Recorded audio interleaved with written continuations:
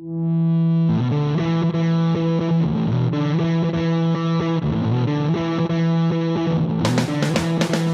and gentlemen, boys and girls, cheerleaders, welcome to Tatami Talk. My name is Juan. This is my judo partner, Anthony. This is the Judo Podcast for judo players by two judo players. So, Anthony, how you been this week? Pretty good. Damn, there was something I wanted to talk about. I totally forgot. Oh, yeah. I think I mentioned we went back to jiu-jitsu training in my my dojo. So you want to guess what we worked on the first 2 weeks? Let me think. Heel hooks? No, close. But well, actually not close. The way that the club works, the reason why I picked them is because they start from standing, and every time they usually start from a takedown. They always teach a takedown, and it's pretty legit takedown too. It's, some BJJ places teaches like a shitty seoi nage or something. So I love my jiu-jitsu. Yeah, I love my jiu-jitsu club. So first week I was back, we do drop seoi nage. Okay. You know how I hate the word drop seoi nage because there's no such throws, but that's a different topic. No such technique, but that's a different topic. So basically a drop throw. So I'm like, I can't do that. So not on your knees. I just took falls like for 2 weeks straight. And then you want to guess what we did this past week? I don't know then. What'd you do? It's like some pseudo inside leg hook, Tani Otoshi, Kani Basami combination kind of thing. Tani Otoshi, Kami Basami. I don't know how to describe it. You basically take someone's back while standing up, and then you switch to their side, and then you hook your right leg into their kind of like a sumigaeshi position, and then you throw them backwards, but from the side, and not breaking their leg. Yeah, there's like a danger of sitting on top of your partner's knees, basically, and my instructor basically said, when you do this, make sure you stay away from the knee, so that when you sit down do the sacrifice throw, you don't sit on them. And of course my partner was like trying to be like, oh, I gotta put my hand here, gotta do this and that, and then I'm like, dude, stop, you're like really close to my knee. I just saw my knees like flash by before my eyes, like my good knee. And yeah, it's just scared. 2 weeks of it was just an interesting 2 weeks, and I usually don't say anything because I'm still a white belt. And I don't want to correct it, but I was so nervous that I had to say something. I'm like, yeah, you got to do this. Make sure your knee's too close. You're too close to my knee. You're too close to my knee. I had to say it over and over again. Well, so does your BJJ sensei, does he know you're a brown belt in judo? Yeah, he knows. Yeah, so he knows I know what I'm doing. So yeah. All right.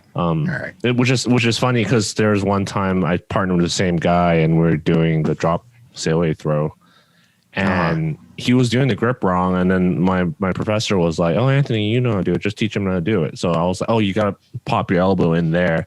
And he got the drop part. Well, that's the second part of my question right there.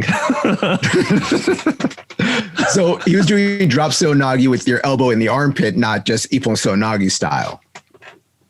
Yeah, we're doing a cross grip, so same side cross grip, and then popping the elbow like Morote style, and then dropping to your knees, and then doing a throw. So he was having trouble with both the footwork and the hand coordination, right? So I told him like, "Oh, you gotta do this with your hand." So he did it, but he forgot about the drop part, and he just literally sent me launching. And then my professor's like, "You're lucky he knows how to fall." Like and someone around us, I heard in the back, it was like, "Wait, are we doing standing?" And everyone was like scared because I'm a big guy, right? So you just hear my whole body like thump, and you hear my loud break fall. So everyone looked over, like, "What the hell was that?" And you hear everybody go, "Ooh." There wasn't ooh. It was. I think it was just silence. Like to me, it felt like silence, but I'm just like, okay, like you can't do that to someone else. So I guess I was lucky that I got paired with them. So just a lucky or maybe draw I gave sometimes. him wrong instructions. I'm a bad teacher. Nah, you're okay. You're okay, Anthony. Don't worry about it. You're all right. You're not bad. So do you want to talk my week? That was your week. it's funny myself. I've had a very interesting week. You know, I've had, one of the TV shows I work on this season, which has been very crazy. We're doing the season finale, the very last episode. And it's actually the last week of shooting.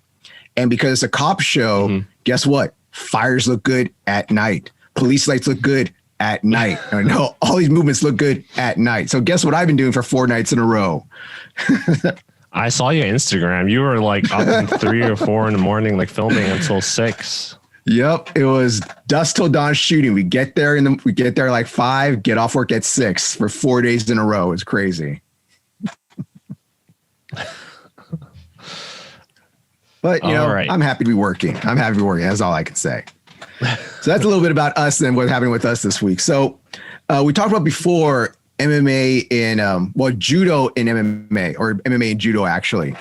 So this past week, or actually last week, now, on was it May 6th, Kayla Harrison had her latest fight in PFL.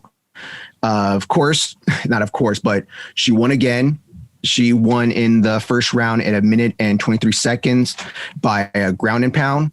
So the woman that she was fighting, she body locked her, and she came in with, I would say it's a Tanyo Toshi she threw her with, but I know some other people say like, oh no, it was more like Sakurinage. Either way, it was a body lock Tanyo Toshi Sakurinage kind of technique.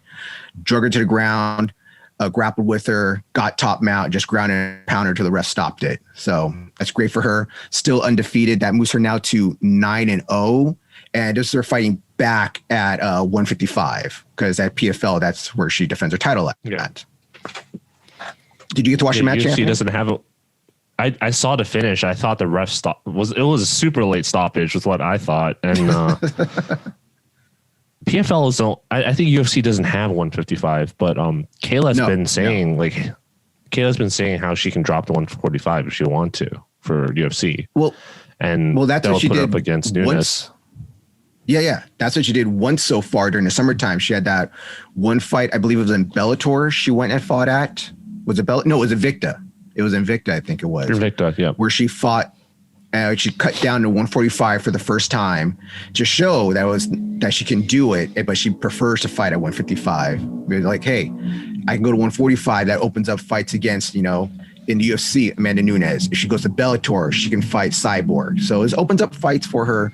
But yeah, the only legit MMA place that has a 155 for women's is PFL. Unless you want to go fight in Asia and Ryzen.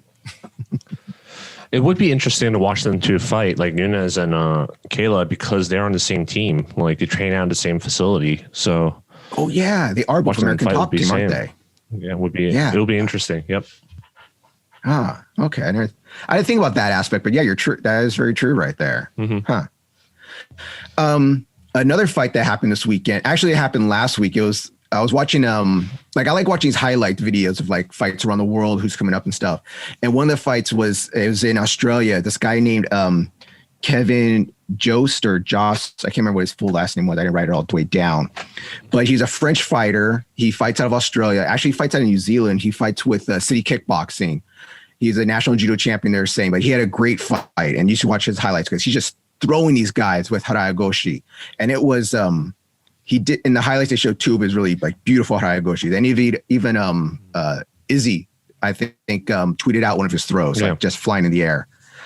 And he gone with this. It was a overhook, and it wasn't a wrist grab. It was more like a bicep grab for this Haragoshi. This makes this guy fly. And if you want to look up that fight, it's really good. That guy, I think, is gonna be up and comer. He's what is that? I wrote down he's now 5-1 now. So you don't know, might see him in the UFC he must have soon. Big hands for a bicep grab.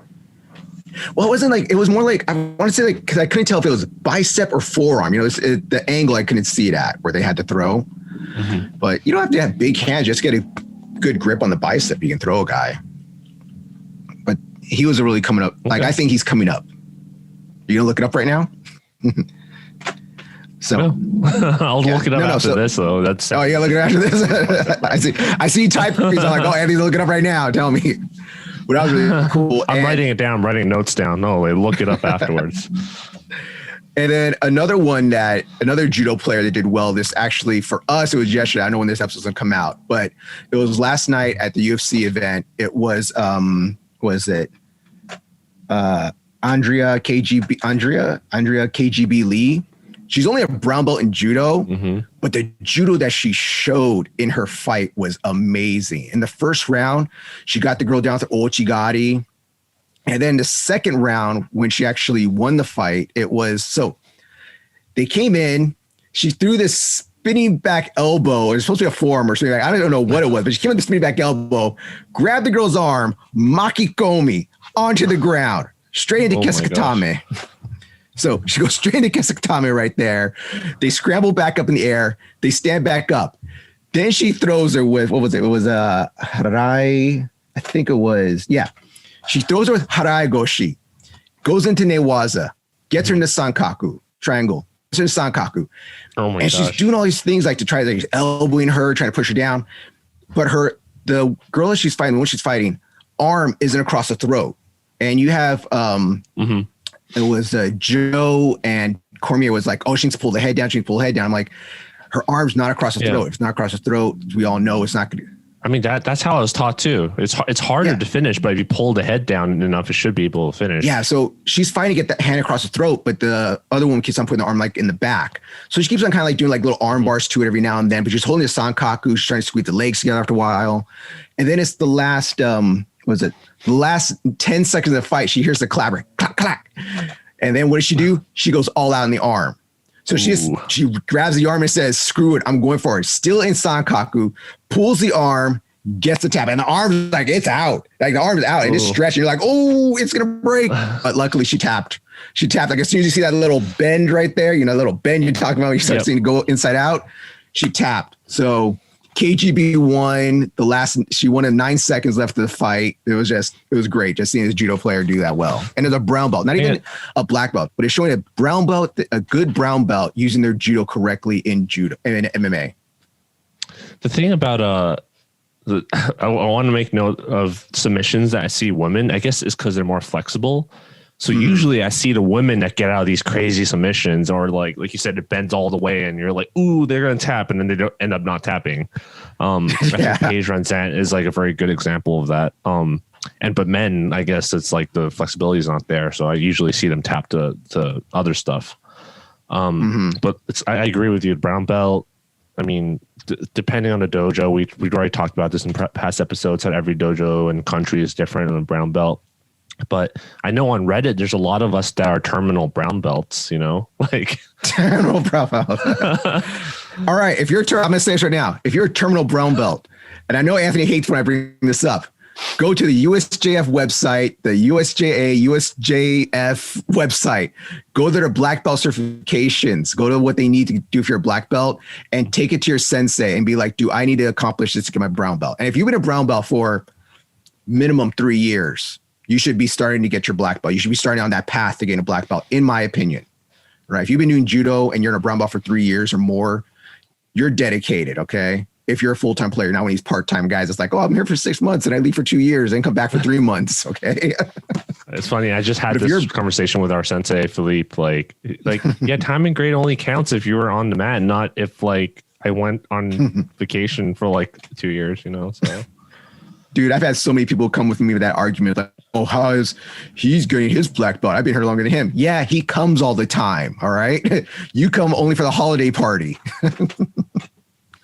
Yeah, I mean, I guess people always talk about time on the mat or hours on the mat, like even in BJJ.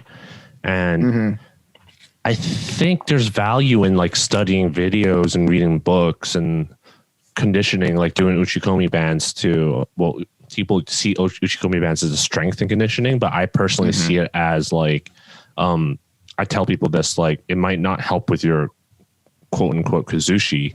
I don't like that term for uchikomi bands, but it'll help you keep in form for, like, you know how a lot of beginners, they pull on an uchikomi band and you do a tayatoshi or something and they fall backwards.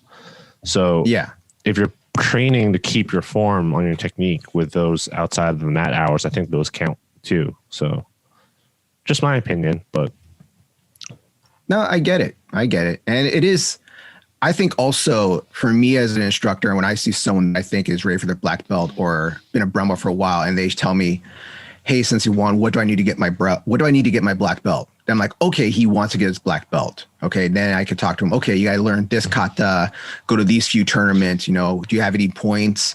All right, well, you don't have any points. Then let's do some big tournaments and let's see how you do. You know, but if it's somebody that just comes, $200, right, 200, that's pretty cheap. I go for 1,000 usually. I do like, so it's $1,000 test. You know, it's 500 for the test, and then it's 500 for the belt and certificates and my signature. I got all breaking down. Perform some sort of ritual on the belt before giving it to you. Yeah, buy some candles, get some sage. You know, I'd say it's very traditional. This is how they do in Japan. It's very traditional this way. And then we beat you with the belt afterwards. You know, I take that from Kempo. I'm beat you too with the belt. Only place I saw that growing up was in Kempo dojos. Then I started seeing other dojos do it later.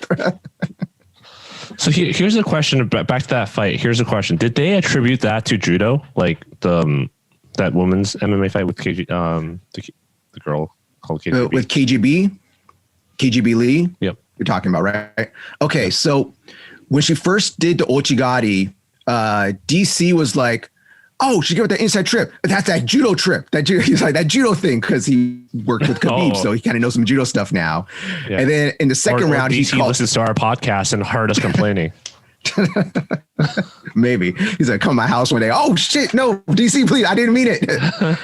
Which is funny because he's now head coach of a wrestling. He's a head coach of a high school wrestling team that actually goes against my old high school wrestling club. And one of my friends that now is now a head coach there actually coaches against him in wrestling matches, which is just crazy thinking about. But so in the second round, she said, yeah, she hit it with that Kochigari trip, that judo trip right there. So he named it afterwards. But when they did the Makikomi and the Haraigo, she was just, those judo throws. I think he called it sacrifice judo throw. I want to say that's Makikomis are sacrifice throws, so that's close. So he's being educated. I kind of want to say he said that, but I'm not sure now thinking about it because I was very surprised in calling it Kochigari later. Mm-hmm. Oh man, it was no, it wasn't Kochigari. I have it right there. You said Ochigari. It was Ochigari. Right? Ochigari. Mm-hmm. It was Ochigari that she got her with. He called it Ochigari, the outside trip. But yeah, he named at least one throw. That was cool. But they were saying after she got the throws, like, oh, she is a judo practitioner, a judo player. So I was like, oh, cool, she's judo. So afterwards, I looked her up and see what her belt rank was. I was assuming black belt, but no, she's just a brown belt. And that's what amazed me is like, look, even a good brown belt can use their judo MMA. So some of these black belts that do MMA, to try MMA out or say, oh, black belt can't do their judo in an MMA ring. It's like, nah, this brown belt can do it. You definitely can do it if you apply yourself. Yeah, I mean, it also depends on the country. Some countries, the only difference between a brown and black belt is like you have to go take the kata test, like the Nagano kata, and depending on their time or whether they can travel that far, then they might not be able to get it. So maybe she's black belt level and just never took the test. Who knows? Yeah, well, I don't know. I think I want to say they are saying that she's from Texas, so she's an American system. So again, why would she USA Judo KGB then? Well, maybe she's Russian descent. I don't know. Maybe she's an assassin on the side. I don't know. Maybe she does Mortal Kombat. I don't know. All right. Hey, you need to stop being racist and assume that she's foreign just because she has a KGB nickname. All right. All right. Fine. Give Anthony flack for that. All right, please. But I know you want to talk about something that we talk about on the podcast often, and actually we have a video about it. Is Tony Ferguson getting caught in a vicious heel hook in his fight? I was screaming when I saw it, and I was just like, there's no way he's not tapping. But he didn't tap. You see his face crying and nagging, like holding in the pain. And technically, my wife came out and was like, what's wrong? Are you okay? I'm like, ooh, he's not tapping to the heel hook. Like, and I was grabbing I was actually, my knee felt off. This is right after we had judo practice yesterday, right? So my knee was feeling really tight, and that's all I was taking it easy yesterday. And once I got home, I was stretching my knee. I was like pushing my knee down, and I saw that heel hook, and I immediately like pulled my knee back up. Like, no, you put your brace back on. You put the whole thing together. The reason I say is maybe, let's see what happens. Because technically in MMA, like when I fought MMA, they told us if you scream out in pain, that's technically a verbal submission. And there was a point when he had that heel hook on tight, you saw Tony lean back and scream bloody murder. All right. So technically the ref could have stopped him. I think he was kind of grunting. I looked at me like he was screaming. It was like, I'm not used to this. But also, who was the guy that he fought? What was his name? Benil Darush. Yeah, Dariush. Dariush said in the interview afterwards that he heard and felt the popping and cracking in his knee. He heard it pop. So, yeah. So PCL. I love that fighter. I've been ever since I first saw him fight. I told Jess, like, we used to watch the UFC together all the time. I'm like, I like that guy's like great all around fighter with great grappling and striking and everything. And it's too bad he's a little old now, I think, but. He wants to go for a title. Now, I think Dariush is a good fighter too. I was actually rooting for him in this fight. But yeah, if he did hear some popping or cracking, whatever he said that is like PCL, MCL, ACL, the kneecap was still in place. So it was a kneecap getting popped out. Even though he was wobbly the rest of the fight, that was still in place. Yeah, one really important thing, the commentators pointed out that I don't want to talk about people trash talking Tony Ferguson about how he's like, he should go retire and all that stuff. But a key point was they said his like unusual fighting style does not age well. Like it basically relies on his athleticism, like being able to react fast, move fast, be strong and all that stuff. And like, as you get older, then all you have is fundamentals and techniques. And they just emphasize how important it is to do the fundamentals correctly. And I think that reflects greatly on a lot of problems with judo. So, well, it's like what they say: the first thing that go is your power. The first thing that go is your speed. The last thing that go is your power. And I see that because like I'm a big Lyoto Machida fan, and you can see with Lyoto with his last fights in Bellator, it's like he's still trying to do the same steps he did before. It's just he's not as fast now. He's in his early 40s, and it's not working like it used to. But his students, like he has one or two of his students fight in Bellator also, and they're doing great. Like they're moving in, dashing. They've won their fights. I don't know if they're undefeated, but I know they've won most of their Bellator fights. So yeah, so I think in the end, it depends on your goal. Like in judo, if your goal is to go to the Olympics, then developing those styles that gets you the win, no matter what, in a short amount of time, in the shortest time frame, it's worth it, right? But then if your goal is to be a grappler long term, like I intend to do judo until I die. So I don't care about that medal, that local tournament medal. I don't care about that. I'm going to work on my fundamentals and timing and technique and stuff. I always have people asking me like, why don't you go harder? Why don't you use more strength? You're this big, muscular, strong guy. I'm kind of complimenting myself there, but they're like, why don't you use more strength? They're like, oh, Anthony, you're so beautiful and amazing and gorgeous hair, and you're so strong and tall. I'm like, oh, thank you. No, thank you. Thank you. To me, it's like if I need that much strength to throw someone that much smaller than me, or then it's not what I want to do. I'm looking for that effortless throw, which is not very. No, I get it. It doesn't happen very often, but yeah.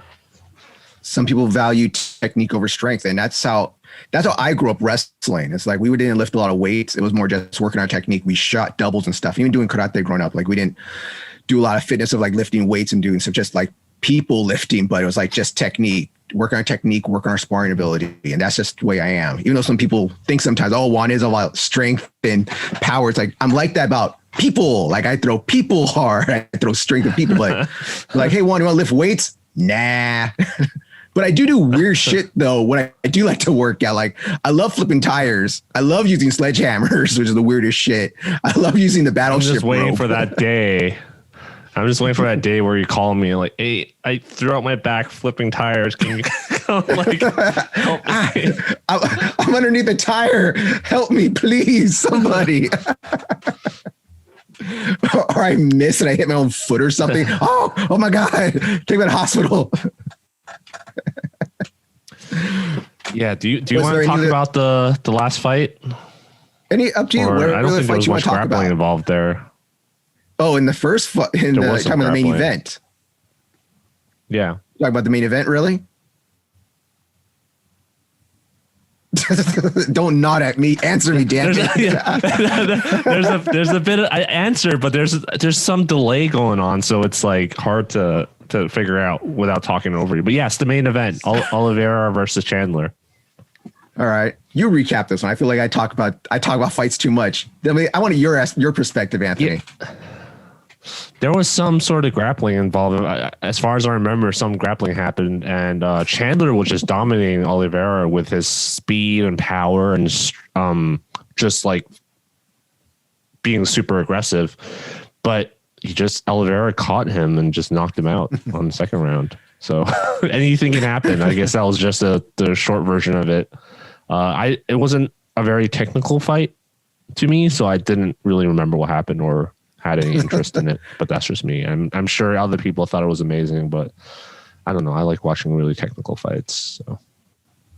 Yeah, well, the aspect of grappling that did happen is that in the first round when Oliveira got caught, I can't remember if he went for his own takedown or if it was a scramble takedown. I can't remember how they got to the ground, but somehow Oliveira took Chandler's back, got him in a triangle, body triangle, and was just working for the rear naked. He would like do pats and stuff, like punch the head, punch the body, do all stuff. And then Chandler freaking hulked out of nowhere and just broke out of it, just powered out of it. And it was like, holy shit, somebody test this man right now. Maybe I shouldn't make allegations on the public podcast, but I actually was saying something similar to Jess. I'm like, look at that guy. Like, holy shit, someone should test that man. Test that man. So then he got back up and Chandler finished the match strong. Like he was beating up Oliveira, caught him. Oliveira just kept on moving though. It was close to being finished. I would give that to him. Chandler came in strong. But then in the second round came out and it was only 19 seconds. Oliveira caught him with this hook, caught him with, a left hook? Yeah, it was a left hook and just stayed on him. Just kept, got him with the fence, make him fall again. He went down the ground, finished with some more pounding on top. It's like cross two, whatever. He got him with some more hooks on the bottom, I think it was, into the round. And that was it. And I thought it was funny when Oliveira, when he was doing the post-fight interview, when he told Dana, so you give me a Bellator boxer, this is what I do to him. Man, just from watching that fight, I think if they fought 10 times, I think Chandler would win like 7 out of 10 times. That's just from that fight. I don't know both of these fighters. I'm just saying based off of that fight that I saw last night, it looked like Chandler would win most of the time. So, well, he came out guns a-blazing. That was his whole thing. That's what he did the first time when he fought that Australian kid. The first he fought in Abu Dhabi. They fought, or what is it? Arab Emirates. Where they fought last time. Like as he just came out strong, boxing him, and that's what he used to do in Bellator too. Yeah. All right, we spent a lot of time talking about MMA. We'll talk about the last UFC event. So, as some people may not know, or some people may know, actually, they follow us, our dojo, personal dojo, is reopening. And it's because California, where we live in California, Los Angeles, we are now in what they call the yellow tier here, which is one of the lowest tiers you can be at. So we're just going to start doing judo inside the dojo. We're going to wear masks. We're going to have full gis, but our locker room's still closed. You got to come fully dressed. And we're going to do a lot of tachiwaza. How do you feel about that, Anthony?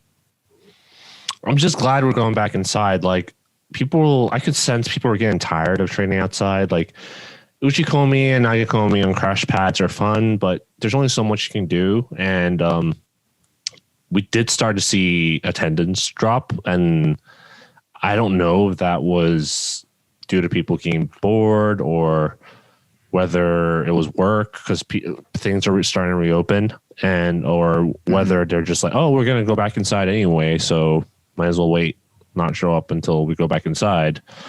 I don't know what it is, but I'm just glad we're back inside. I'm excited about the beginners class because many dojos do not have a beginners class. And I feel like Hollywood Judo adds a we're pretty much a nonprofit. I don't know what we're filed as, but we don't make money out of this. We don't do it for money. We're not pretty much nonprofit. We are nonprofit. I didn't want to make a statement if I was incorrect. So, okay, we are a nonprofit. Nobody gets paid. No, everyone has a day job, and having this beginners program, I think, would serve as like a kind of experiment, and also would serve as a model for other nonprofits to do the same. Because we already talked about this, how everything's kids. All the other dojos are kids. There's like no adult program. If you want adult fundamentals beginners program, you'd have to go to like a for-profit dojo, like Jimmy Pedro's I think has one, and like other places. So I'm interested in how this turns out, and I hope it turns out well. I think we had a lot of people asking about it after we talked about reopening, so we're not afraid of hopefully they all show up and sign up this next week. Hopefully I just think it'll be great, and then hopefully we can learn something and share the tips with other people about how we run the program. So, or you guys can share the tips. Yeah. Well, my thing is but I hope that's people come and we can build upon this, because as long as we have a decent number of people in the beginners class, we can keep the beginners class. But if it starts dwindling down to, I'd say even less than 5 people or 5 people, then we might as well just put them in the regular class like we used to. And the thing is that this entire year, I know I've been getting a lot of messages, and the other sense of being a lot of messages of people asking, when are you guys reopen? Are you guys doing beginner class soon? Are you taking new students? And I have to tell them, I'm sorry, the dojo's closed. And even when we did reopen to do stuff outside, it wasn't a regular class. We're going to teach you Uchigomis. We're going to teach you how to do stuff and teach technique. No, it's there for you to work on your own technique. And the thing that I find that a lot of people didn't like about training outside is, one, we have very limited mat space. We had a very small mat space. Yep. 2, I got thrown on concrete. You got thrown on concrete a few times. I got thrown on concrete like a couple of times. It happened when we were doing this. And that's another thing. We're throwing each other on concrete. We're trying to throw each other on the crash pad most of the time. But sometimes you just go in deep for a throw and just land on the mats on concrete. And the way it works is that you go in the mat goes back into you, that shock back into you, and it sucks. But we're going to go back inside our dojo. There's going to be more space. You can move around more. You can start working on combinations. We can start teaching actually technique to people, how to fall correctly. What are the manners in judo, I guess you'd call it, like how to bow correctly, what we're doing these things, why we do it. And I think starting from beginner's class, like that's what I want to work on, how to fall, what the manners in judos are, how to not talk, but like how to properly do stuff, what to properly call people, and how to start off your fundamentals of like oso tekari, ippon sonagi, ogoshi and stuff, and then build onto that and work on the basics of newaza too, gesakatame, yokoshokatame, tateshiyokatame, and not work on super fancy stuff just yet, but work on the basics to get you to the yellow belt quickly. Yep. Not quickly, but get you to the yellow belt, and then get you the orange belt, and then get you to green belt, and get you to the regular class at that point. So that's my goal. Starting off the new beginner class. Yep. To add on to what you said, like basically a lot of places, because there's a mix of advanced, intermediate, beginners, you can't really go into detail about these things, and you can't spend a lot of time on them. So for example, ukemi, like break following, is treated as like a glorified warm-up drill, and most people don't even do it correctly. But you're not going to correct them. It's just a warm-up drill, right? Like you're not going to correct someone's jumping jacks, for example. So it's kind of just ignored, and people don't understand the importance of it and how it limits your ability to grow as a judoka, because, well, the obvious thing, like if you get hurt, you can't train, right? So if you can't train, then you can't get better. And the other thing is, if you're afraid of falling, then before every attack you make, you're going to be worrying about getting countered or falling or something, and you're not focusing on that attack that you're doing. So there's all these little things that you're not going to sit down or sit a beginner down and explain it to them in a mixed class, because there's no time for it. And you can go in more in depth into things like this and why osotogari works, because you need to put the weight onto the leg that is reaped. And because most people, when you show them osotogari, they just kind of like basically do it wrong, right? And a beginner's class allows you to go in depth into this, and instead of just having people go through the motions. You're kind of like teaching them how to learn in a sense, I think, and giving them the tools to succeed in Philippe's advanced class, I think. So to succeed in Philippe's advanced class. Yes. And not get hurt. Yeah. I mean, and come back. Yeah. In the end, I think, other than that, it's just to increase the retention. Like for me, doesn't matter if people quit, as long as or even if the beginner class goes away because we don't have new people coming in, they all graduate and go to the advanced class, that's fine. But as long as we increase the retention rate, then I think that's a success. Like we can show that, okay, having a beginner's class increases retention rates. Then you can start telling other people this and they can just stop going like, well, what can we do? Judo is hard. People quit. And just like shrug it off, you know? Yeah. So yeah. Well, there's a saying that I always say to people, like, only the strong survive judo, because only crazy people survive judo, it seems. But I hope, like, with this beginner class, like, we ease people into it. They're not just being tossed in the wolves, because, like, I'll admit, sometimes when people come to your judo dojo for the first time and there's only one brand new beginner, it can suck to get stuck with that guy. Like, you're the instructor, stuck with that person. And I'm saying we don't want you. We want you. It just sometimes it can get tedious. So I'll see this sometimes and I'll try to stop it. But sometimes even I'm busy doing stuff, doing my own thing. It'd be like, all right, they've done some beginner stuff for 2 weeks. Toss them to the wolves. And it's like, no, don't do it. Or you'll see, I'm not going to say who it is. They're tall, very tall, tan gentlemen. They'll be like, oh, brand new person. Here, come with me. Do some uchikomis with me. Come do some randori with me. And it's like, no.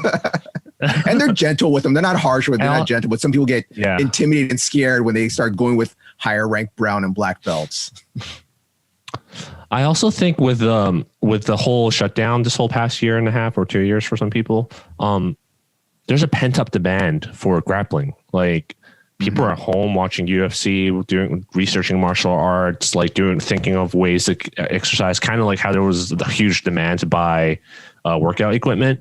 My Brazilian jiu-jitsu club, like when I went back, I was like, wow, there was more people than when I left. Like when I stopped going, like there's definitely a pent up demand. And I think even when we started outdoor practice, you guys were getting emails and calls and more than usual. So it's a perfect time to, if other dojo people, other dojo owners are out there, it's a perfect time to capture this pent up demand, I think. And you should consider having a beginner's class to keep this momentum going and get these people to stay. And I mean, word spreads, right? So kind of like how we have some people in our dojo that has brought in many friends to come join. Yeah, there does seem like there's a pent up wanting for grappling. I even went to my catch wrestling class. I went back to go visit them to see how they're doing. And we would normally have like maybe 5, 6 of us would be a big class. It's like, oh man, there's 6 guys here. That's great. I went to go visit. There was like 12 people in the class. Like the class was full. And I was like, wow, I've never seen this many people, unless it's been a seminar, come for catch wrestling. This is great. So I'm kind of hoping that will come to judo, that we get a lot of beginners that want to join our beginners class and some intermediates and guys that already have a belt rank, maybe come to our advanced class, or advanced, that's going to be, and it's this, if you're in the LA area, want to come visit Hollywood Judo, I highly encourage it. We're going to have our beginners class is going to be on Tuesdays and Saturdays. And our advanced class is on normal schedule of Monday, Wednesday, Friday. And if you have kids, we have kids classes also, which are right now Tuesdays and Fridays. And it's going to be every other Saturday coming up soon.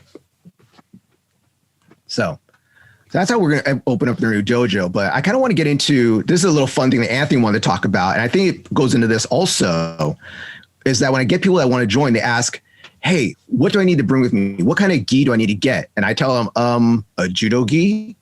And most people will be like, oh, well, can I wear my BJJ gi?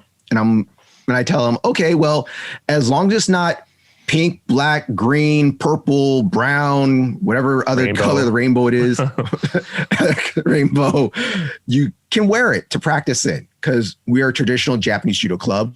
We only wear 2 colors, white and blue. And you can wear a BJJ gi to train, but if you're going to do judo, I say get a Judo Gi. If I'm going to do BJJ, I'm going to wear a BJJ gi. So Yeah, Anthony. If you're really traditional, it would be only white. Like only white. Japan, no blue gi, only white. I know 4 guys that have only worn white gis their entire life. They have never worn a blue gi in their life. Mm-hmm. I know 4 judo players.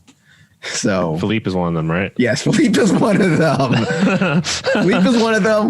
And Moss is the second one. Yeah. So to answer go add on what you said, like if you're finding a local judo school, talk to them, be like, hey, is it cool if I bring my BJJ gi? It's like black, it's whatever color. Like for us, we're okay with it as long as it's white or blue, right? Yes. Every dojo is different. Ask them before you go. It's okay if you want to try judo out to just wear your BJJ gi and see if you like it, because it doesn't make sense to make you buy a judo gi when you have a perfectly functional gi there. And then you quit like a month later, right? Yeah. But if you're going to keep doing judo, please just buy a judo gi. It's like a pain in the ass to train with someone with these super tight jiu-jitsu gis. Not going to say who has the same name as our co-host here. These super tight gis, and you're just trying to practice. Big guy. He's just a big guy, so any gi's tight on him. Okay, he's just a big boy. He showed up in a jiu-jitsu gi, and it was like a suit. It was like James Bond, like James Bond. His chest all sticking out. It's really annoying. Yep, it's fine when. Like if you know, especially if you're training with another beginner and they're just still learning and they don't know how to grab properly, and you're just wearing this super tight gi, it's not helping. And just buy a judo gi if you're going to do judo. That's all I have to say. So it doesn't have to be expensive. It's a kind of weird one I've had before also is that I've even had a guy that came in before that did sambo, and he wanted like, can I just wear my sambo gi? And I said, well, you can wear your sambo gi top. I have no problem with that, but you have to get some judo pants or some kind of pants to wear, because you can't be wearing sambo shorts doing judo. I'm sorry. We do that on the weekends for fun, but not during our normal class time. And do you want to go into like what are the differences between the gis at all right now, or do you want to talk about that later? Yeah, because so one of the questions I got asked before was, can I bring my like old Taekwondo gi or my old karate gi? And the answer is no, because you'll probably rip it. And there was we had this guy come in and was like, oh, I want to sign up and learn judo. And we're like, okay, you need to buy a gi. And he was basically like, oh, I'm going to start when my gi from eBay comes. And I'm like, eBay? And then I'm like, okay, like fine. And then he shows up and it's this like karate gi, but even cheaper, from made in China or something. And you can like see through the shirt. Oh, it's one of those ones you sweat and it becomes a wet t-shirt contest. Yeah. So those gis will not last for judo. It's gonna rip, and we know when fabrics rip, it means there's a hole. You can fingers can get caught. Like it's the safety issue in a sense, and also it's just a waste of money. So that's why I think we should answer this question: what the difference is. So let's start with judo gi versus BJJ gi. Juan. All right, so a judo gi. Okay, when you first look at a judo gi, it's going to be plain. Like there's not going to be a whole lot of text or nothing on it. So visually, it's going to be a big baggier gi. The second way to look at it when you first see a judo gi is that we have 2 different type of top. Like the top is going to be a regular like sewn cross, but the bottom half, what we call the skirt, is going to be a quilted bottom, which is going to be a bit looser because that's where your legs are. So those are like the 2 easiest visuals to see, like, oh, is the gi loose on the person? And is there a quilted bottom where the skirt is? And even with our pants are a little baggier also. Now, when you get to what they call a BJJ gi is, Brazilian Jiu-Jitsu gi, they're usually a tighter cut on the person because they don't want to give the person as much fabric or material to work with. And their entire jacket is the same material. There's no bottom quilted part. It is the same as top, is the same as the bottom. And the pants are usually tighter as well on the person.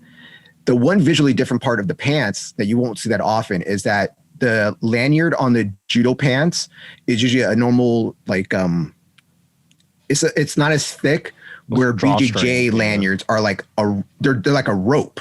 Like the BJJs are usually like a rope most of the time. It depends on what brand you buy, because I have some that is like judo style. I have some that is like really fancy rope, and some just like something you get from like Walmart. Like it just depends. There's not that many Judo Gi manufacturers out there, but there's tons and tons of Jiu-Jitsu Gi, BJJ Gi manufacturers out there.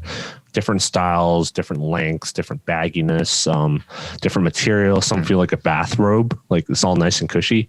But I think it's also important to note that what we're talking about right now is like the modern current day Judo Gi and Jiu-Jitsu Gis, because if you look back, like way back when, they look slightly different because one, Judo and Jiu-Jitsu were much closer back then. And two, if you look at a picture of Jigoro Kano in a gi, you'll see like the sleeves are like super short and his pants are like super short. So with the Olympic IJF sport of judo, like the gi has evolved over the years and it's gotten thicker, then got thinner and got baggier. So just keep that in mind. Yeah, because I know back in the day, they actually called what they call like jujitsu gis now used to be called back in the, I think the 70s or I think it was in the 60s, used to be called the European cut. Because I guess the Europeans used to cut their gis a little bit tighter to them. Yeah, the Adidas European cut. Yeah, he's called it the European cut apparently, and that turned into like what the BJJ gis are now. Another interesting thing about Judo Gi is that we just have the gi material. It is just the cotton top, this heavy not canvas, but the heavy quilted cotton top. Whereas sometimes I've noticed more in BJJ gis now that to save people money on buying rash guards, they'll put like this silk inside or satin inside so you don't get stretched up. So you don't scratch your chest too much where you're on the ground. One of my new gis I haven't worn yet has that. That's what it's for, right? So you don't scratch your body, so you don't have to wear a rash guard.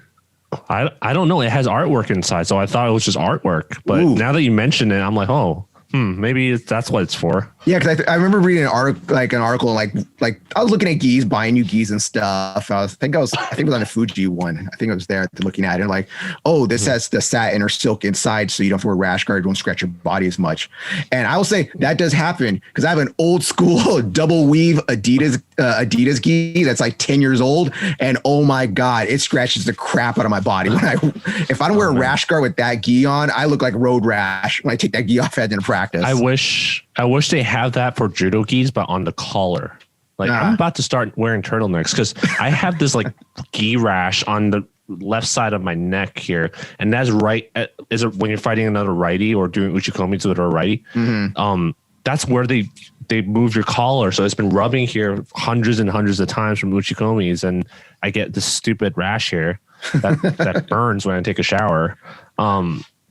So I wish they have that for that. But we're going to do another episode. Those are short YouTube videos on gis. I'm just going to bring all my gis one day. Anthony to bring all his gis and then be like a fashion show. It's going to be amazing. The last visual test that I could say for BJJ gis versus Judo Gi is that Judo, we're not allowed to have a lot of advertisement or ad space on our gis. It's usually your dojo or country, and then maybe on the shoulder, there's something right there.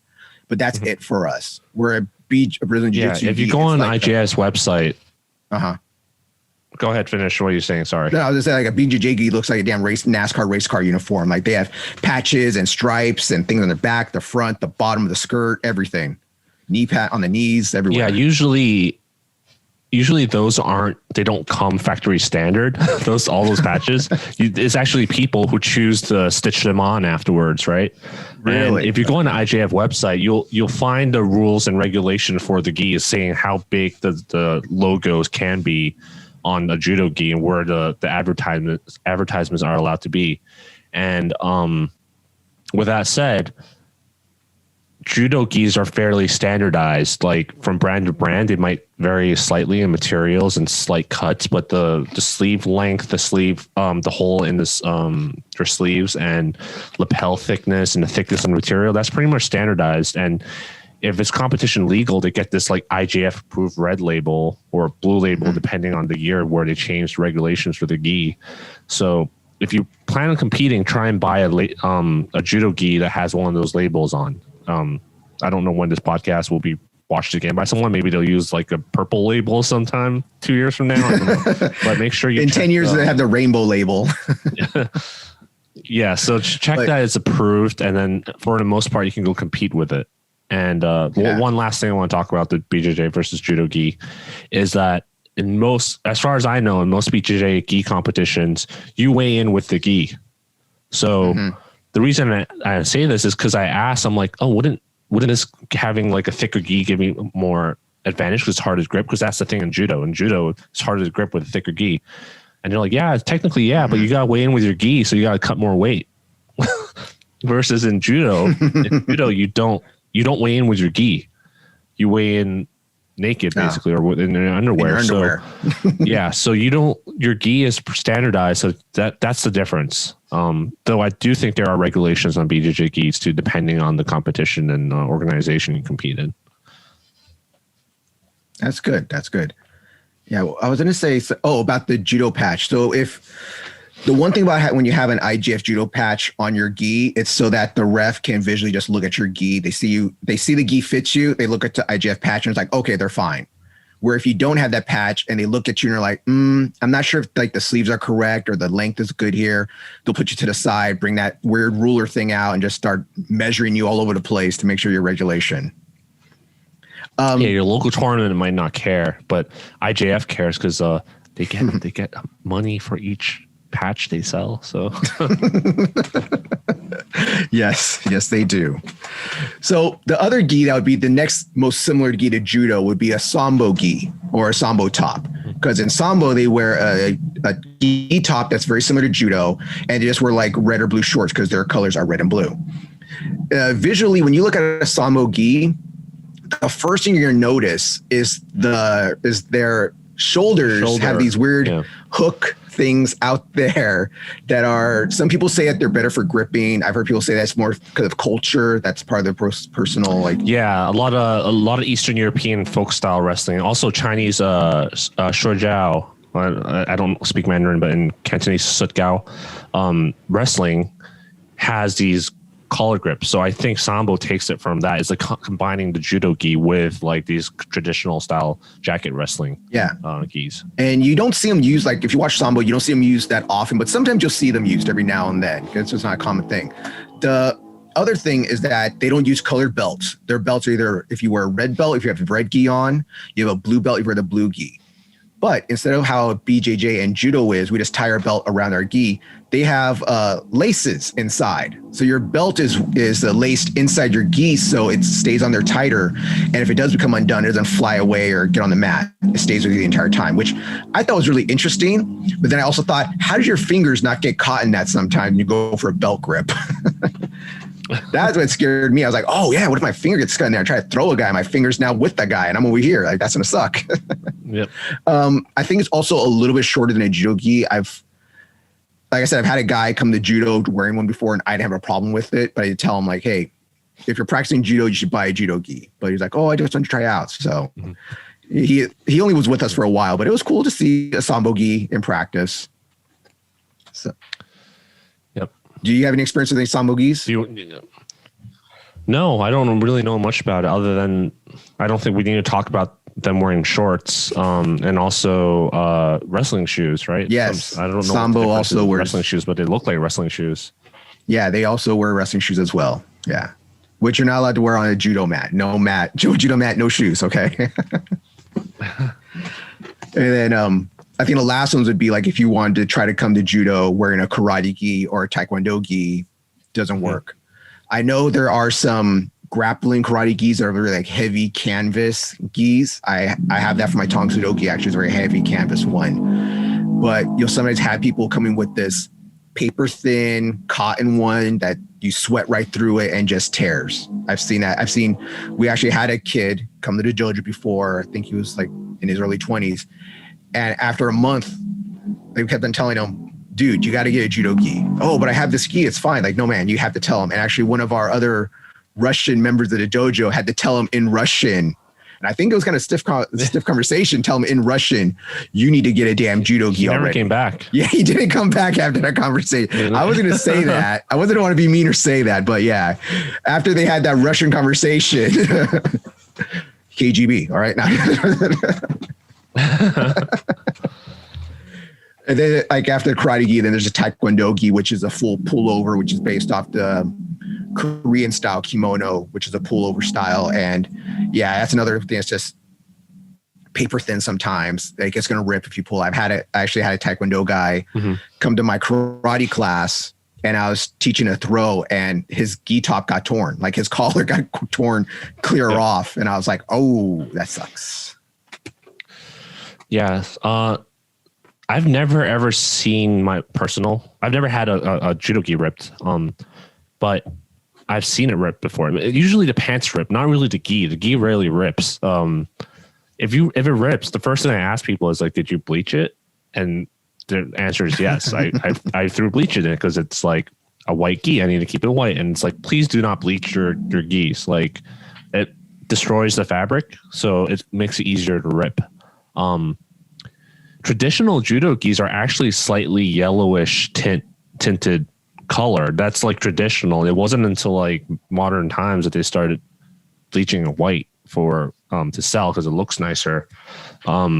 So as you wear a white gi over time, it's gonna look a little off white colored, kind of like cars, like white cars don't stay white forever, and it's gonna get a little fray on the collars and stuff, which is normal. Like it's normal. Yeah, if it gets really dirty or smells funky, well, if it smells really funky, like those type of cottons, you can't really get the smell out of it. So you have to pretty much throw the gi away, which is why you should wash your gi every time as soon as possible after practice. Don't let it sit in the bag because you might permanently ruin that gi, and you might just it's just going to smell forever, and you're going to have to get rid of it. But otherwise, to get blood, if you get blood on your gi, hydrogen peroxide spot treatment is what you should do. And if it smells funny, it has a kind of off color on it, then I use white vinegar. I put a cup of white vinegar in with my in my laundry machine, and that kind of solves the issue. We're gonna do this whole gi video like we talked about, so we can talk more about that. No, I think what you're saying is really good right now because it's true. You shouldn't bleach your gi because it's going to make the material deteriorate faster. And the spots that I see on I have seen gis rip and stuff before, is usually at the seams at the bottom when someone grabs it when your jacket's open and they pull right there. That can rip. And at the elbow areas when people are pulling for chikomis, sometimes that can rip. I've seen that happen before. And I actually bought a very cheap gi one time. I'm not going to say what seller it was. It was here in Los Angeles. I bought a cheap gi.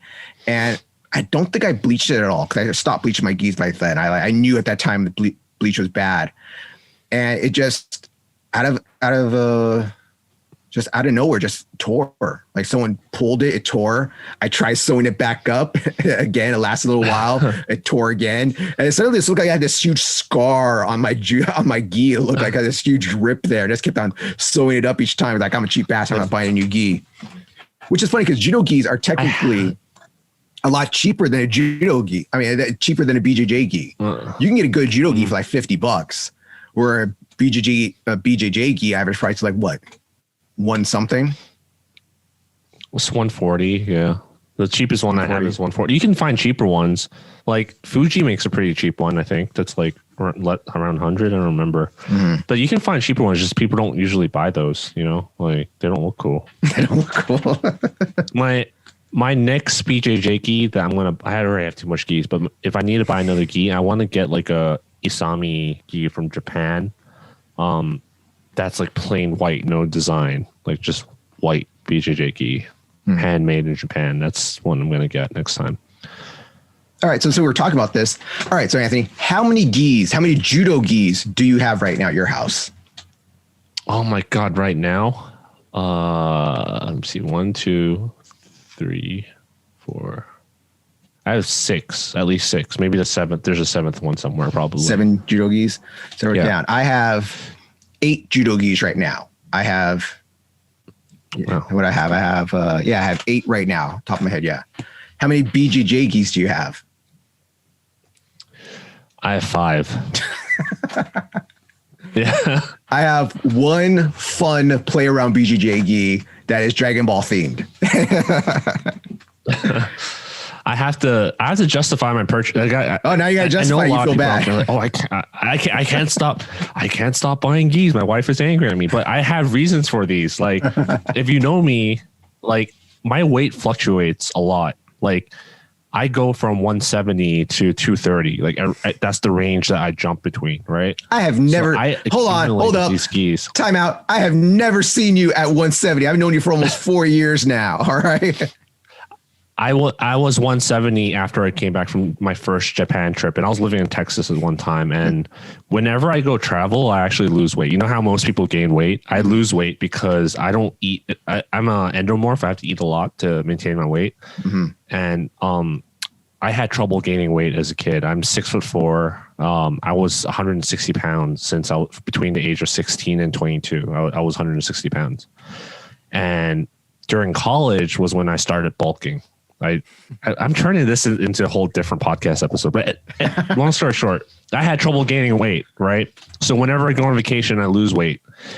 And then as I started working out more, I gained more weight. And then my weight was hovering between the two weight classes for judo. And then after my knee surgery recently, I lost weight again. And then I gained all that weight plus more because I've been just lifting upper body. Plus now I can do lower body exercises. So yeah, between 175-ish and 230 is where my weight's been the last like 5 years. So throughout those 5 years, I've had to buy different gis. And you got to also keep in mind the gis shrink, right? And then they don't become competition legal. So now you buy a gi that's like just for competition because you don't want to wear it for both training and competition because then it'll get illegal and how often you compete. So you only wear those gis for competition to keep them legal as long as possible to save money, right? Because I don't want to have to run out and buy a gi every time I decide to go compete. And then you copy and paste that for BJJ. And like one of the gis I have now, I hand it down to Jess because it's too small on me now. It's just shrink way too much from all my washing. So yeah. So that's how I have all these gis. And then you got to have the blue ones for competition, right? Because once you get to a certain rank in nationals, you have to have a blue gi. Yeah, you can't do the white. It's not rank. It's once you get to a certain tournament level, you have to have a blue and a white gi, and they'll let you know like when you're up which gi you have to have on. And sucks. No, you have to go find a corner to go change in real quick. This is where the confusion is because I was there when the refs were arguing like, oh, you can't wear a blue gi, and they're like, yes, the refs are literally arguing in front of me like, you don't have to wear a blue gi for this division, and it's like, no, they do. And I think the consensus is if you're not a novice and the tournament is big enough, like San Jose tournament or USA Nationals, you need a white and a blue gi. So I think for novice, most of the tournaments are pretty safe with not having to have a blue gi. But once you're out of novice, you have to have a blue gi. You just go get one. Yeah. If you're a competitor and you're not a novice, get ready to buy a blue gi. Safe bet. Yeah. Well, if you're competing, like I have one blue double weave gi for competition, and I have one white double weave gi for competition. And then I got one for Christmas. I got a brand new white double weave gi for Christmas. I'm like, do I want to use that for practice or do I want to change my double weave? Because one of them's going to go into start regular practice gis. Do I want to do the brand new one, save that for competition, or my old competition gi, turn that into a practice gi? And then I have my really old like armor Adidas gi that's double weave old school one that they don't make it that thick no more. Like seriously, when I wash this gi, I could just leave it right there and it'll dry. It doesn't fold, it doesn't move anywhere. I just put it right there and it'll be arms out like this. To further my justification of all the gis I own, you remember back then double weave was double weave, like it was thick. And then I think it was 3 years ago, 2 years ago, they changed the double weave gi was just way too thick. So they changed it to 1.5 weave, but they still call it double weave. But if you go on, I don't know if they still have it, but if you go on Fuji's website, they'll sell like 2017 legal version. This is not legal anymore because that was the old school double weave gi. All the new double weave gis are actually just 1.5 weave. I think the IJF wanted to discourage grip breaking. They want to encourage people to get grips easier for spectators. So that's why they changed the grip level.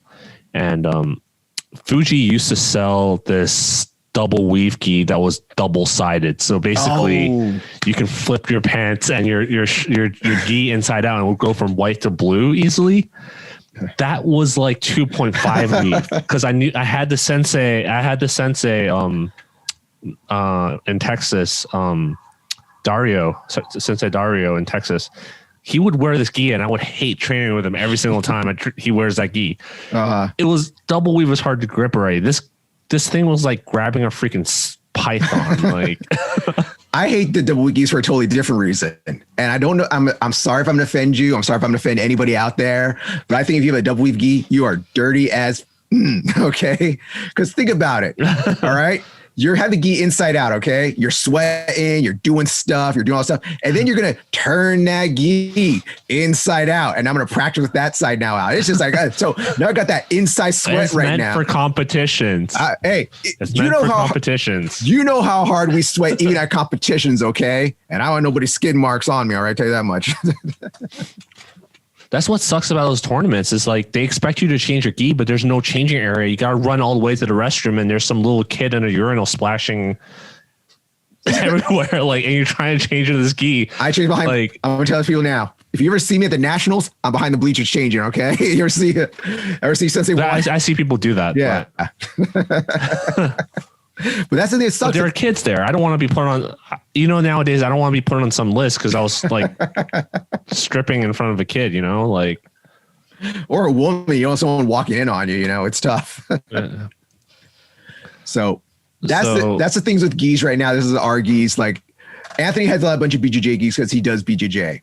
I have only one BJJ gi because a Dragon Ball theme one I thought was very funny. A friend sent it to me as a joke, a video of it. And I was like, I want that. So I looked for it. I found it. I found it in blue. They had it in orange and blue. And I was like, I'm a judo player. I only wear blue. Thank you. So I call it my Vegeta gi. Yeah.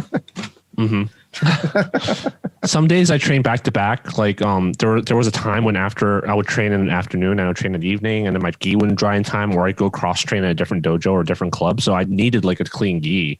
So that's another reason I have more gis. I also have this one specific, really cheap Mizuno gi that when I first ordered it, I hated it. I was like, this is so cheap. Like it's not Mizuno quality. I expect when you hear Mizuno, you expect like good quality, but this is like the Mizuno Hayato, which is like $65 or $70. And I hated it at first, especially the pants. The pants were like rubbish, but you can always change pants, right? Exchange it to different ones and you wouldn't really notice. But the top, it was thinner than the Fuji single weave. Not tournament legal, way too thin. Go ahead. Well, those really thin ones are called practice gis, because I know Adidas sells a very thin practice gi, they call it. And I've seen some white belts buy them because they're really cheap. And I'm just like, man, is this even a judo gi? I'm like moving it around and stuff. Like, I hope it doesn't break. Yeah, I don't know if you noticed that. I've been wearing this gi outdoors because I learned to love it because it was a great summer gi. Like, I don't know if you remember that heat wave we had for that whole week in LA where it was like 106 degrees and we were training at the dojo with like no AC. It was great for that. It was a great summer. I had my double weave on. Yeah, it was a totally great summer gi. And then when I went to Japan, I brought my Fuji single weave, which was a mistake. I should have brought that Mizuno Hayate because the Fuji took up more space in my bag. And as a tall and big person, backpacks, they make standard size. They don't scale. They don't come in like all these different sizes like Judo Gis do. So I have this pretty standard size backpack that I brought to Japan, and every single inch counts. And I should have brought that Hayato Mizuno gi, which would have been much lighter, saved a lot of space. And yeah, I love that gi now, even though it's pretty cheap. So, well, what brands do you have? I have Mizuno. I have Kusakura from Japan, and Mizuno, they have like a line that is made in Japan and a line that's made in Pakistan. And if you don't know, most of the judo and BJJ gis come into Pakistan, probably from the same 2-3 factories. So you basically send them a pattern that you want to make, and they'll make it essentially. So most of the gis from Pakistan are pretty much the same, just different weaves and materials that you pick, but they're from the same factory. So basically Mizuno, Fuji, Kusakura, and the two Mizunos. Yeah. All right. And then a bunch of BJJ gis. The only one I'm missing is Fuji, Fighting Films. Oh, Fighting Films is another popular one. Yeah, one of our members, maybe I would say maybe 3 or 4 years ago now, he bought a blue gi, he bought like one gi, like one color, and they sent him both colors, only charged him from one color. He bought like a blue, but they sent him a white as well. So he was lucky. Like, I got these 2 gis. It's amazing. It's like, that's fantastic. That's great. Don't tell him. All right. Just write a good review. Amazing gi, fits fantastic. What's your favorite gi out of all the ones you own? Well, okay. So majority of my gis I have are from, they're mostly Fuji gis. I have 8 judo gis. So I'll say at least 4 of them are Fuji. 1 is Adidas and 2 are Golden Tiger. So it have to be more than that. So it'd have to be like 5 are Fuji. 1's Adidas and 2 are Golden Tiger. Yeah, that's my gis right there. And I've always wanted to get, there's this old school, you can still get it, still find this stuff, but I wanted the old school Adidas black and white. So it's the white gi with the black stripes on the side, old school double weave. I thought that was the coolest damn gi. But since I'm just a cheap bastard Mexican, it's expensive. And I was like, I can't drive myself to pay for that. But the Fuji double weave looks it looks nice. It looks nice. I love that gi too. It's one of my favorite gis. And it's double weave. I'll buy that one instead. See, I really hate that shoulder design stripe. Really? That the Adidas had. That's why I never bought an Adidas gi. Oh, I love that black and white. Well, if you like that, do you know Fuji came out with one of their new premium judo brands called Ippon Gear that they're sponsoring in all the events now? Yeah. They have the same similar design. It's not a stripe, but it says Ippon Gear, but it's black and white. Maybe you'd like that? Well, I just got a brand new gi for Christmas. I haven't broken in yet, so I got to break that one in still, so... And I have 8 gis. Anthony, I have 8 gis right now. I'm okay. All right. I'm not like you need 15 gis. So like I said, a lot of them are competition legal already, but yeah, like wear them. You need a winter jacket and a spring jacket. So why not have winter gi and a summer gi? Well, here's a little funny story. So a long time ago, I bought this judo gi from it was a small store, from a martial arts supply store here in Los Angeles. And it was their brand blue gi. It was a size 5. It seemed like a little bit smaller when I bought it, but it was fine for practice and stuff. It was kind of a lighter gi. Washing it, it shrank so much. It was like, I look like Judo Kano in those films, it has this very short sleeves. I look like that. So I had this short ass jacket. So after a while, I was like, you want to know what? I can't wear this jacket no more. I'm donating to the dojo. You use a loaner or sell it to somebody, whatever. And now one of our smallest female members of the dojo, she bought it and wears it sometime. And if you know what I'm talking about, you might see her wear it sometimes. So she has it now and it's big on her. I'm just like, can you imagine this tiny jacket on me, big guy, small coat. And now it's her little girl, big jacket. I should donate some of my gis that don't fit anymore, actually. Maybe we use them as loaners, but we don't give free trials. So moot point. But well, that's my favorite. That's what I do with most of my gis. When I retire, they get too old or they don't fit right, or I'm tired of washing them, I donate them to my dojo. Yeah, my favorite gi is definitely the Kusakura. In terms of craftsmanship, like you can see the threading and the stitches and material and everything. The Kusakura one is my favorite. You can tell it's like a beautiful gi, and I really love it. But in terms of the fit, I love the new Mizuno one, the new 2019. I feel like we're like talking way too long about gis, but the 2019 Mizuno gis that you see the athletes wear, the cut is just amazing. And when I bought it at a Mizuno store in Japan, I always thought I was a size 5.5, but they measured me there and they're like, no, you're a size 4.5. And then you have to buy the gi top and the pants separately. And I realized that fit much better than how they sell it in a package together. But I don't wear that gi because it's so like well fitted that I'm afraid of it shrinking. So I'm just like, where are you going to wear it then? Where are you going to wear it at, Anthony? I wear it when I teach a kids class sometimes, and I might wear it the next time I go fight in a tournament. Yeah. Okay. So it's going to be my I'm not saying I'm going to put it in a case. I'm saying it's going to be my competition gi is what I'm saying. I haven't been competing wear it around the house. So yeah. I'm one of those. I'm not one of those guys though. But okay. What do you think as a beginner, what's the best bang for your buck gi that you should get? For bang for your buck gi. That's a tough one because I'm a simple guy.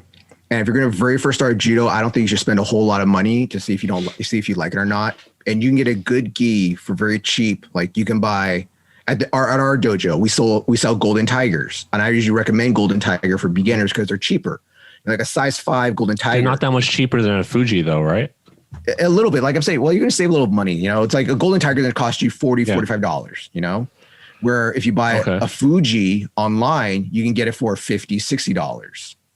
At our own dojo, we sell Fuji, Adidas. No, we don't sell Fuji. We have Golden Tiger, Adidas, and Mizuno. Those are the ones that we sell at our dojo. But we only you only sell the Pakistan Mizuno models. Yeah, those are the ones that we got. Yeah. Fell off a truck.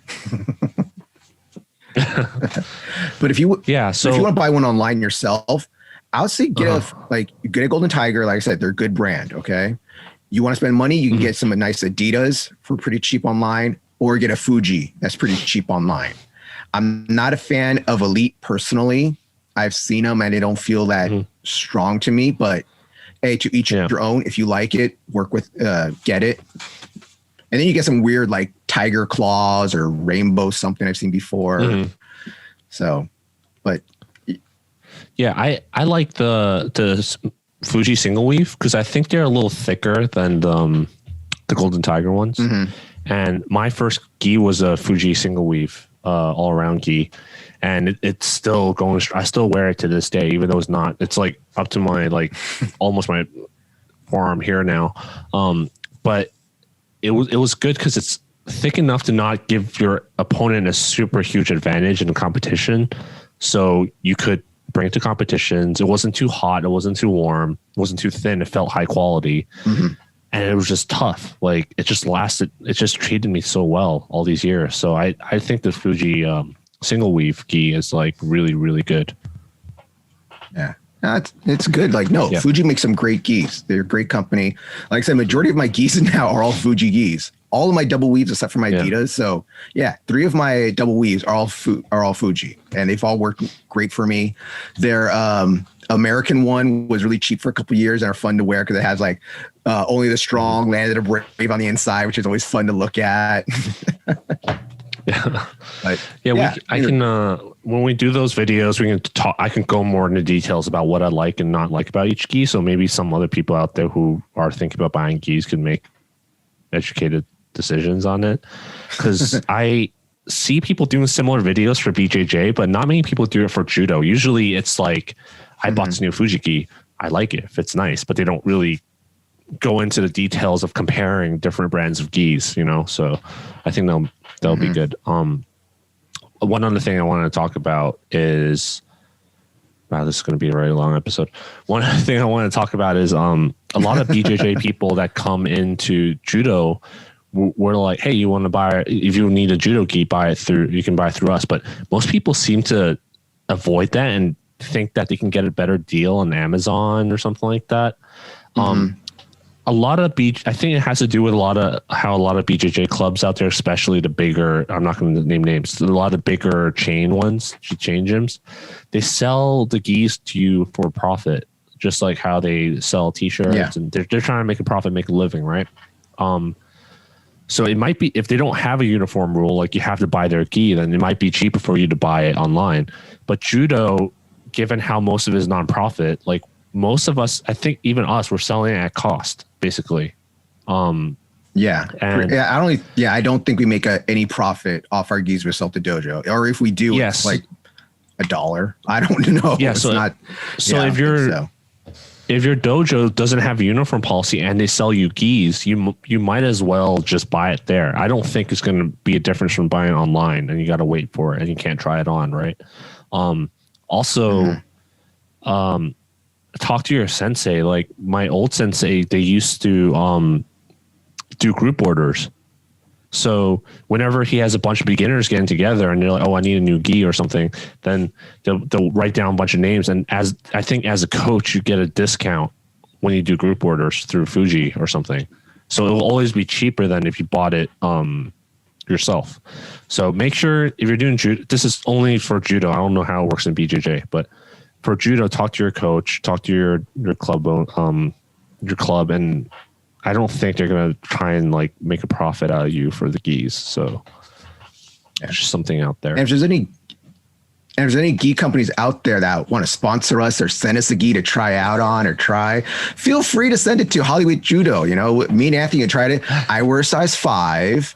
Anthony wears a size 6 and 7 sometimes. Anthony wears a size 7 most of the time. Well, like I said, because of my weight fluctuation, I've worn between size 4.5 to 7. Yeah. So, okay. So get Anthony a 6. Just be safe. Get Anthony a 6. I'm a 5, usually good. So you want to send us a gi, try it out. No problem. All right. So another thing people were asking about is, and it was a fun question that you brought up, Anthony, is like, what's in our judo bag? Now, I don't know if you want to know what's actually in my judo bag or what to bring to judo class. So explain this one to me, Anthony. Well, why don't we start with your first class, like what you should bring? And it's pretty much similar to most BJJ club recommendations. It's just a towel, flip-flops, bottle of water, and ice pack, ibuprofen, health insurance. No, I'm joking. I'm joking, everybody. I'm joking. Yeah, so those are the main things. And otherwise, in my bag, I usually have an extra shirt, an extra pair of underwear in case I need to change it. I used to bring a garbage bag to put my gi in and my wet rash guard and underwear afterwards and wet towel in there so it doesn't like stink up the rest of my bag. Because I used to train Muay Thai and Judo back to back, and then I'd have to disinfect my bag every single time because I tossed all my dirty gear in there afterwards. But I'm just like, why don't I just put it in the garbage bag, right? So I used to bring a garbage bag to put my flip-flops and stuff inside. But now I just bought this. Some people use a what they call a dry bag, which is kind of what you use for swimming, I think. Like you can put your stuff in there. But I didn't like that because it keeps it like cooked up, so bacteria starts growing in there. And I drive a car and I have a trunk, so I just got one of those swimming net bags, like you toss your swimming gear in there at the beach kind of thing. I don't have it here, but when we do the video we can show it. So basically it allows it to ventilate, and it might make your car stink up a little bit, but it's better than like letting the smell get worse. Because I've had one time where I put in a garbage bag and opened the bag at home, and I'm just like, oh my God. It smells like crap. It's just like chemical weapon. It's only been like an hour, right? Yeah, so I keep it in this ventilated bag. And it's easy because you just toss your gear in there. You don't have to fold it up and all that stuff. You toss all your gear in there and bring it home separately, and then toss it in my trunk, right? But if you're living in New York City and you commute by train or whatever, and you have to toss everything into one bag, then I recommend you getting a dry bag of some sort, and then put it in there, or put it in a garbage bag, tie it up, and then put it in your gym bag. I have lots of tape, a nail clipper, a bunch of knee braces. Yeah, I have a bunch of knee braces. And I used to carry some Muay Thai liniment for soreness, and that's for both for kickboxing and judo. And I have these wet wipes that I use to wipe down after class too. Yeah. What do you have in your bag, Juan? A couple dead bodies, a knife. No, I'm joking. I don't have that in my bag. I have a really nice Hayabusa. It's like their leather bag that they had, and it's it's perforated, so it has holes in it so it can breathe. But I don't keep my gi in my bag. Like my gi's only in my bag going to judo and coming home from judo. And usually I'm not out after judo that long. So as soon as I get home, I hang up my gi and then I wash it. But so I have usually I have my knee braces inside there. I have a pair of MMA gloves inside there. I have my black belt. I have my competition blue belt, my competition white belt. I have a knee pad that I wear in there just in case sometimes. I have a Japanese style towel, like one of those Japanese scarf towels that I use in case I want to take a quick shower at the dojo. So this tiny little towel for Juan to take a shower with. And with that, I also have shower gel, some body spray, not Axe. I use Old Spice. And I think I have 3 different mouth guards or gum shields, depending on where in the world you're at. Yeah, I have a mouth guard too. I forgot to mention that. Yeah, I have 3 gum shields. I think it's in my bag. My judo passport that has all my judo information inside there. Pre-tape in case there's a big injury, and then I have at least 2 rolls of tape in my bag at all times because I always tape up my fingers. I'll tape up my wrist sometimes. And what else? Do I have anything else inside there? You have flip flops too, right? Yeah, I got my flip flops. Yeah, of course, I got flip flops. No, I'm a bear. I do handstands. Walk in there. But that's one thing that if you do come to judo, especially our dojo or any dojo, I know some people are like, "Oh, I'm gonna take my shoes off in the locker room or changing area and then walk to the mat." No, you take your shoes off in the locker room or locker area, changing area. You pull your flip flops out. Wear your flip flops to the mat area and take your flips off right before you get onto the mat. Usually some place will have like a flip flop area or like a little rim, a little lip right there. You can put your shoes at, your flip flops at before you get on the mat. So, and don't do bare feet. Don't be like, I'm going to walk. No. Okay. No bare feet. So yeah, I got my flip flops in. Do I have anything else inside there? No, I think that's it. Yeah. Well, sometimes when we do kata, I'll bring my rubber knife to the dojo. We're practicing kata, but that's it. Yeah. Yeah. Well, I think we can go really deep. We'll just have to bring our bags in one day and just show and tell. I'm going to bring my Mary Poppins bag. I'm going to pull out like a bow staff, a sword.